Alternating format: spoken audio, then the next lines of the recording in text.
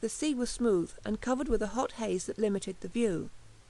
The soldiers were being got into the boats, and the ships were steaming to their stations for the attack, when about 8 o'clock the Esploratore, which had been sent off to scout to the north-westward, appeared steaming fast out of a bank of haze with a signal flying, which was presently read: "Suspicious-looking ships in sight." Tegethoff was coming. He had left Fasana in the late afternoon of the 18th, with every available ship, large and small, new and old, wooden wall and ironclad. He would find work for all of them. At night he had steamed for Lissa, anxious at the sudden cessation of the cable messages, but still hoping that he would see the Austrian flag flying on its forts, or if not, that he would at least find the enemy's fleet still in its waters. He had organized his fleet in 3 divisions. The first, under his own personal command, was formed of the 7 ironclads. The second division, under Commodore von Petz, was composed of wooden unarmoured ships. The Commodore's flag flew on the old steam line of battleship Kaiser, a 3-decker with 92 guns on her broadsides, all smooth bores except for a couple of rifled 24-pounders. With the Kaiser were 5 old wooden ships: Novara, Schwarzenberg, Donau, Adria, and Radetzky, and a screw corvette, the Erzherzog Friedrich. The third division, under Commandant Eberle, was composed of 10 gunboats. A dispatch boat was attached to each of the leading divisions, and the scout Stadion, the swiftest vessel in the fleet, was at the immediate disposal of the admiral, and was sent on in advance. The fleet steamed during the night in the order of battle that Tegethoff had chosen. The divisions followed each other in succession, each in a wedge formation, the flagship of the division in the centre with the rest of the ships to port and starboard, not in line abreast, but each a little behind the other. The formation will be understood from the annexed diagram. It was an anxious sight for the Austrian admiral. For some hours there was bad weather.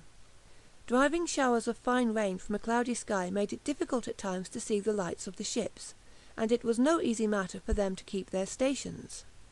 The sea was for a while so rough that the ironclads had to close their ports, and there was a danger that if the weather did not improve and the sea became smoother they would not be able to fight most of their guns. But Tegethoff held steadily on his course for Lissa. On sea, as on land, there are times in the crisis of a war when the highest prudence is to throw all ordinary rules of prudence aside, and take all risks. The admiral had resolved from the outset that, whatever might be the result, the Austrian fleet should not lie in safety under the protection of shore batteries, leaving the Italian command of the Adriatic unchallenged. He felt that it would be better to sink in the open sea, in a hopeless fight against desperate odds, rather than ingloriously to survive the war without making an effort to carry his flag to victory.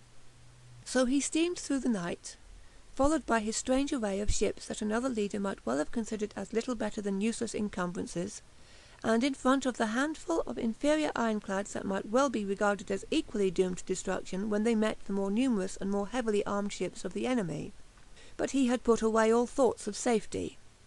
He was staking every ship and every man and his own life against the faint choice of success.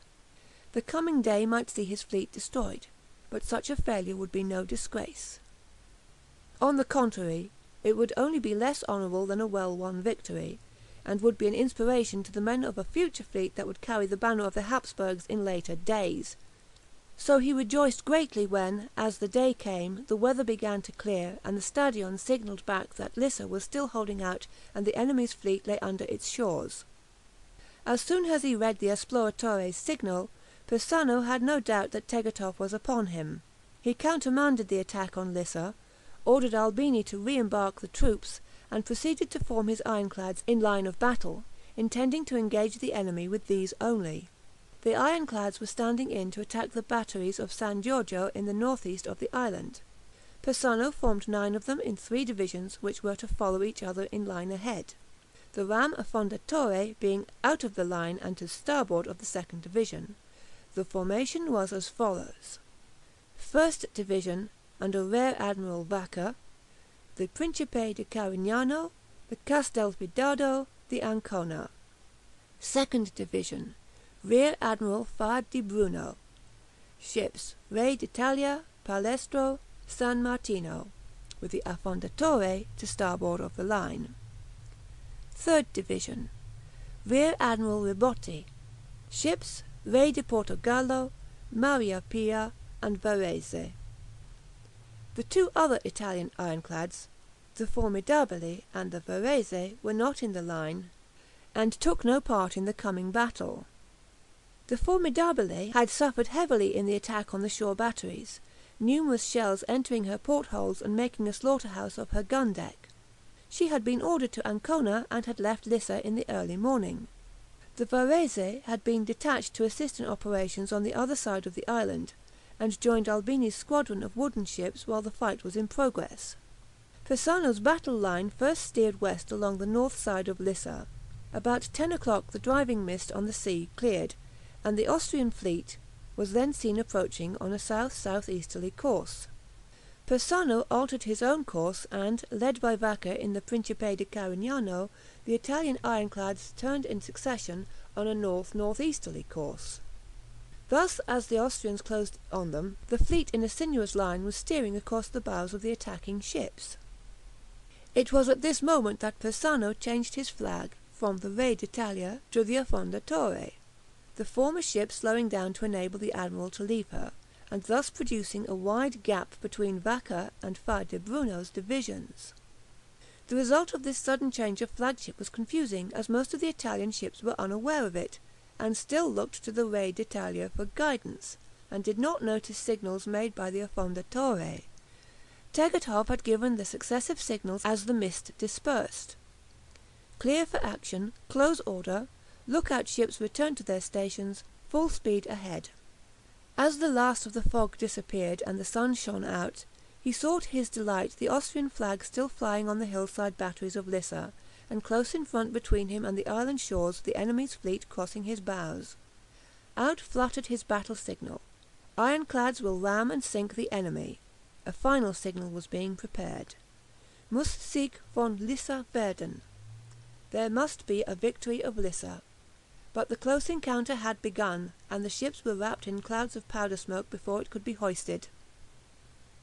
While Persano was passing from the Re d'Italia to the ram Affondatore, Vacca had begun the fight by firing his broadside at the advancing Austrians. The Castelfidardo and the Ancona followed his example, but Tegethoff held his fire, waiting for close quarters. One of these first shots killed Captain Moll of the Drache on the bridge of his ship. A young lieutenant took command of her. He was Weiprecht, who in later years became famous as the commander of the Austrian exploring ship Tegethoff in the Arctic regions.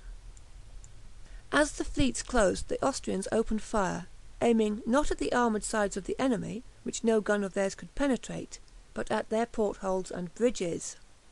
Tegethoff in his flagship the Ferdinand Max was looking for something to ram, but in the dense mass of smoke he passed through the wide gap between Vacca's division and the Re d'Italia. Then, finding no enemy in his front, he turned and went back into the battle fog of the Italian centre. The 3 ironclads on his left, Habsburg, Salamander, and Kaiser Max, were engaged with Vacca's division, the van of the Italian fleet. The 3 others, Don Juan, Drache, and Prince Eugen, had flung themselves on Fa di Bruno's ships in the centre. Von Petz, coming up with the wooden ships, gallantly attacked Ribotti's rearward division, any one of which should in theory have been able to dispose of his entire force. The gunboats hung on the margin of the fight, which had now become a confused mêlée, and while the Austrian wooden ships were thus risking themselves in close action, Albini's Italian division of wooden ships looked on from a safe distance. One can only tell some of the striking incidents of the battle, without being able even to fix the precise order of time in which they occurred.